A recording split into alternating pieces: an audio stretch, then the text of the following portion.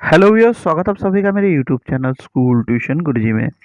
बच्चों, आज हम शुरू करने वाले हैं चैप्टर 2 यानी अध्याय 2, is matter around us pure, यानी क्या हमारे आसपास के पदार्थ शुद्ध हैं।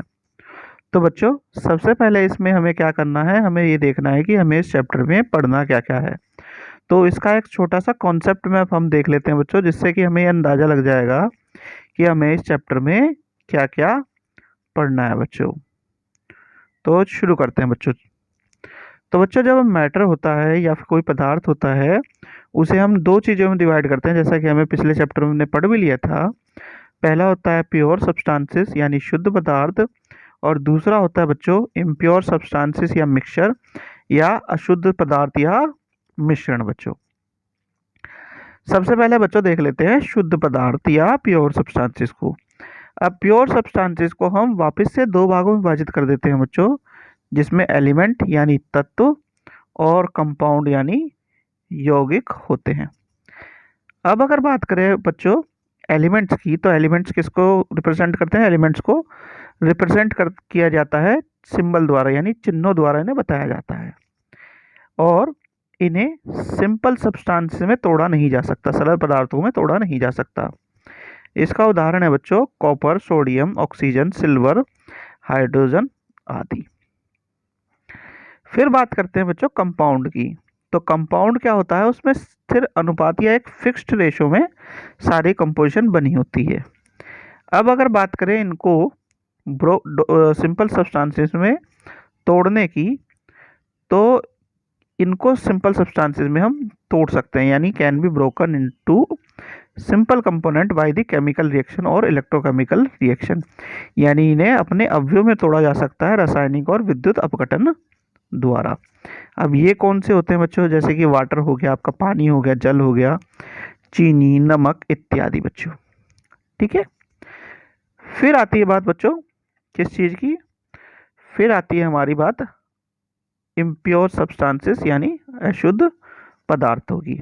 इसे हम फिर दो भागों में विभाजित कर देते हैं बच्चों। एक होता है होमोजीनियस यानी समांगी, और दूसरा होता है हेट्रोजीनियस यानी असमांगी। इसे बच्चों हम विषमांगी बोलते हैं, इसलिए कंफ्यूज मत होइएगा। अब समांगी कौन से होते हैं बच्चों? जो ट्रू सॉल्यूशन होता है यानी वास्तविक विलयन होता है, जिसमें समान रूप से वितरित होती हैं सभी चीज़ें, यानी यूनिफॉर्म कंपोजिशन होता है। एग्जाम्पल क्या है बच्चों? शुगर और पानी का घोल, आयोडीन और अल्कोहल का घोल, इस तरह की चीज़ें आपको इसके उदाहरण के रूप में देखने को मिलती हैं बच्चों। फिर क्या है बच्चों? हेट्रोजीनियस या असमांगी या विषमांगी जिसे बोलते हैं बच्चों। ये कोलोइडल या सस्पेंशन सॉल्यूशन हो सकता है, जिसे हम कोलोइडल या निलंबन भी कहते हैं। इसकी जो कंपोजिशन होती है नॉन यूनिफॉर्म होती है, यानी असमान रूप से इसमें वितरित होती हैं चीज़ें। फिर क्या है बच्चों इसका उदाहरण? रेत और चीनी, पानी और तेल, दूध। ठीक है बच्चों। अब एक चीज़ और आती है बच्चों इसमें, क्या? इन दोनों के अलावा हम इसको सॉल्यूशंस में भी डिवाइड कर सकते हैं अगर ये जल के रूप में है। ठीक है। सॉल्यूशन क्या होता है बच्चों? जिसे हम विलायक विलयन बोलते हैं। वो दो चीज़ों का बना होता है बच्चों, विलय और विलायक, यानी सॉल्यूट और सॉल्वेंट, यानी एक सॉलिड पार्ट और एक लिक्विड पार्ट।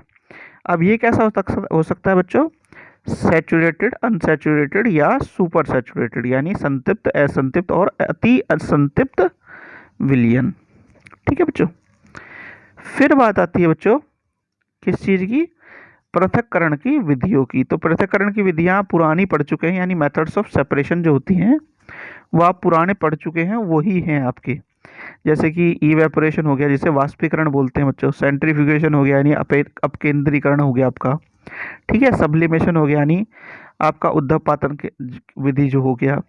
फिर है क्रोमेटोग्राफी, क्रिस्टलेशन जिसे आसवन कहते हैं बच्चों। इस तरह की चीज़ें आपको क्रिस्टलेशन यानी क्रिस्टलेशन जिसे बोलते हैं, तो इस तरह की विधियाँ आपको इसमें देखने को मिलेंगी बच्चों। फिर आता है बच्चों एलिमेंट्स। एलिमेंट्स को हम तीन भागों में फिर विभाजित कर देते हैं। ठीक है। ऊपर हमने क्या देखा? एलिमेंट, प्योर सब्सटेंसेस, एलिमेंट और कंपाउंड विभाजित थे। फिर जब आखिरी में हम देखते हैं तो इसे क्या कर सकते हैं? इन्हें फिर वापस तीन भागों में विभाजित कर सकते हैं, जिसमें हमारा है मेटल यानी धातु, फिर उसके बाद मेटलॉइड्स यानी उपधातु, और नॉन मेटल्स यानी अधातु। इसमें पहले मेटल्स और नॉन मेटल समझ लीजिए बच्चों, यानी धातु और अधातु। धातु और अधातु वो कौन से हैं जो आप पिछले टाइम से पढ़ते आ रहे हैं, जिनकी बेसिक प्रॉपर्टीज क्या है, आघातवर्धनीयता जैसे कि मेलिबिलिटी जिसे बोलते हैं, तन्यता जिसे बोलते हैं, सुचालकता यानी कंडक्टर किसी चीज ऊष्मा और विद्युत का वो सुचालक है कि नहीं है, ये सब चीजें आती हैं बच्चों धातु और अधातु को डिफाइन करने के लिए। इनमें एक अच्छा सुचालक होता है, दूसरा कुचालक होता है। उदाहरण इनके हो गए कॉपर, सिल्वर, गोल्ड, सोडियम, यानी ये धातु के उदाहरण है, मेटल के उदाहरण है। अब नॉन मेटल के क्या है बच्चों, ऑक्सीजन, हाइड्रोजन, नाइट्रोजन, सल्फर हो गया। अब बात आती है मेटलॉइड्स की यानी उपधातु की। तो ये क्या होते हैं, they show some of the properties of metals and some of the properties of non metal. Example silicon और जर्मेनियम, यानी कुछ गुण धातुओं के और कुछ गुण अपधातुओं के होते हैं। इसमें सिलिकॉन और जर्मेनियम इसका उदाहरण है बच्चों। तो बच्चों ये सब चीज़ें थी बेसिकली आपको जो इस चैप्टर में पढ़नी है। ठीक है बच्चों, तो अगली वीडियो से हम इस चैप्टर को शुरू करेंगे बच्चों। आशा करता हूँ आपको वीडियो अच्छी लगी होगी। अगर वीडियो अच्छी लगी हो तो चैनल को सब्सक्राइब करें, वीडियो को लाइक करें, शेयर करें। Thank you.